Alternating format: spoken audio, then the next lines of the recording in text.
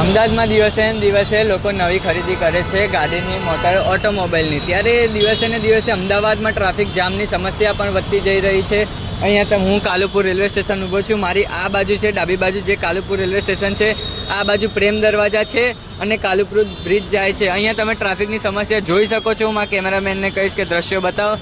અનેક એક બે કિલોમીટર સુધીના ટ્રાફિક અહીંયા સર્જાયેલા છે, પરંતુ અહીંના જે પોલીસવાળા છે એ બહુ સરખું કામ કરી રહ્યા છે. શાંતિથી બધાને કહે છે કે આમ જાઓ, અને કોઈ હેલ્મેટ ના પહેર્યો હોય તો બી પોલીસવાળા કહે છે કે અહીંયા તમે સરખી રીતે હેલ્મેટ પહેરો.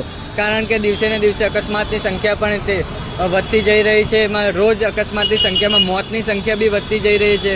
સૌથી વધારે ગુજરાતમાં અમદાવાદની મોતની સંખ્યા બી વધતી જાય છે અકસ્માતમાં અહીંના. પરંતુ અહીંયા ટ્રાફિક સમસ્યા માટે એક સાઈડનું ચાલુ કરે ત્યારે સિગ્નલો બી બધા બંધ હોય છે. હું સરકારને એમસી અને પોલીસ કર્મચારીઓને કહીશ કે જે વડા છે કે અહીંના સિગ્નલ બી શરૂ કરે. કેમેરામેન